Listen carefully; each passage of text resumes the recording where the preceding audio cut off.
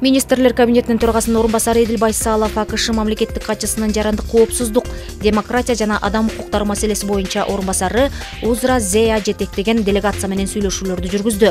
Пикир алышууда эки өлкө ортосундагы эки тараптуу кызматташтыктын учурдагы абалы жана аны өнүктүрүүнүн келечеги талкууланды.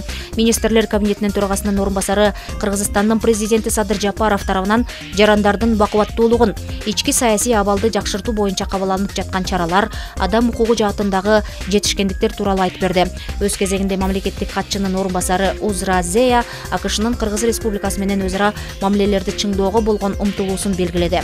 Ал кызматташуу жөнүндө жаңы келишимге кол коюуга даярдыгын билдирип, өлкөлөр ортосундагы демократиялык укуктар маселеси боюнча өз ара мамилелердин жаңы баракчасын ачты.